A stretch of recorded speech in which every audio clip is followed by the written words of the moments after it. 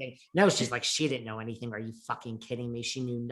Look, Tom was a very old fashioned, the woman does this and the man does this. And I doubt that Tom Girardi came home and said, baby, help me with my scheme. I think he was like, I'm the man and you're the pretty mess and you will take your clothes off when I want. And I mean, yeah. And I feel like that's all. I feel like for people that don't like her, I mean, put yourself in her spot. You don't stay with someone. Well, people do, but I mean, for the most part, for her, I do think she was in love with Tom. I think she was madly in love with Tom.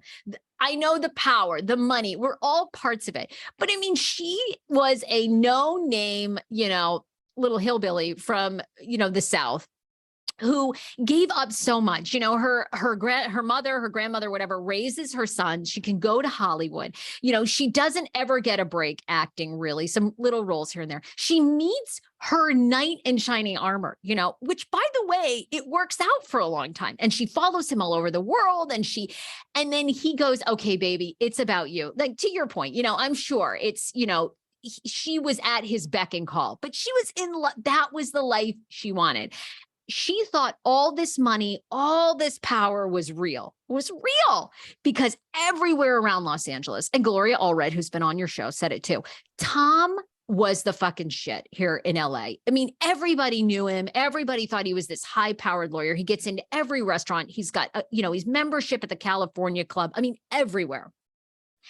She's thinking all this is real. And then, like you say, that dramatic night that, he sits her down, the room is dark. He flicks on the light, get away from us, Tico, or whatever the dog's name is.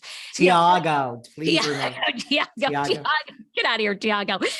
I mean, her world is rocked, people. Her world is rocked. She got on that show because of, who Tom was. I mean, you guys, like, put yourself, it's not only the money, it's the love. Imagine the love of your life, realizing he's a complete fraud. And who was going to question that authority? She never questioned it. Why would she? He's Aaron Brockovich's attorney. I mean, he had a whole film about him. And it's when she's like, look, I mean, I'm not crying for you in your 2,000 square foot bungalow and all this, and you're still driving the Range, but like when she says things like my life sucks and all this, I'm just saying, like, it's a big difference in a life of that. Like, you realize you got yourself. So there's, yeah. Look, and I guarantee you half of our listeners or a quarter of our listeners or whatever listening have more money than Erika. Erika might make $1.5 million every year, but that's one attorney she's spending. Erika has no money. From years of thinking I'm a millionaire, there's endless accounts. Private jets. And again, I know everyone's yelling at the podcast right now. What about the victims? Okay, truly, and I'm not joking. And then I'll shut up and we'll move on. But I mean, there are legitimate, true victims. We saw it in the documentary. We saw people who have been waiting for a check from Girardi Keys for years.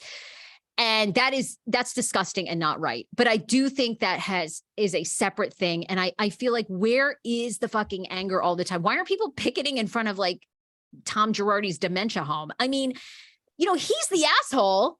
And by the way, and then we will move on, for all the people that are like, like when they said Garcelle's son was attacked and the two of you are talking about Diana, guess what, guys? You be honest with yourselves. Like I like to say, holds up a mirror. You don't want us to sit here and talk about the victims for 45 minutes. You want us to talk about Erika fucking Jayne and her patting the puss. Sorry, that's what you want to hear. So for everyone, why are we doing this? Come on, guys, just be honest with yourself at least. Now, moving along, give most of the hate to Sarah, then give me some of the hate. It's fine. Moving on.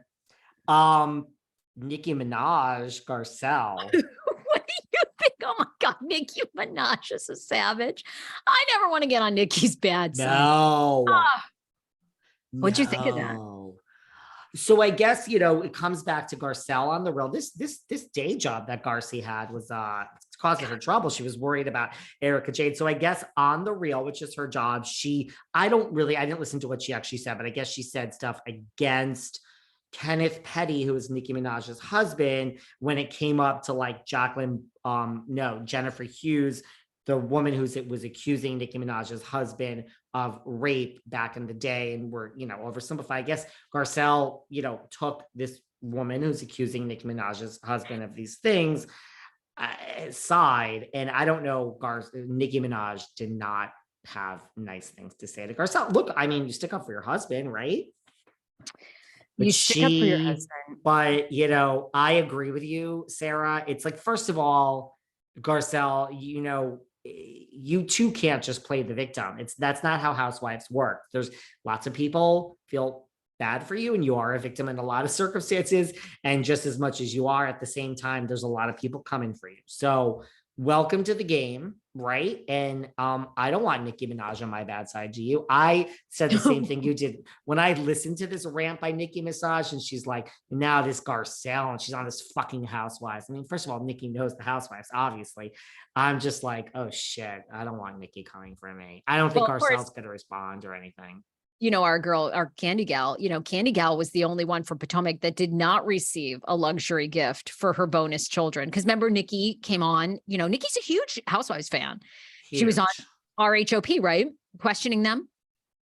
And then after sent Giselle, sent Ashley, Gucci. Everybody Gucci, except for Candy Gal. Candy Gal has nothing good about Nicki Minaj to say. I don't know. I mean, everybody has skeletons in their closet. So Nicki's whole thing of dragging Garcelle. But I mean, it is interesting. Here, do you want me to play the message, or do you care? No, play it for these people if they haven't heard it. They wanted ratings. And the next thing that happened to them, they were canceled.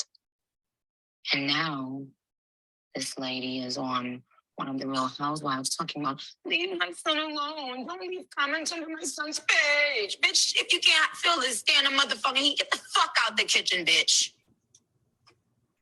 Do you care about my motherfucking son, bitch? Did you care about my motherfucking son, hoe? I see why that white man left you, bitch. Disgusting. But I always tell us. There you go.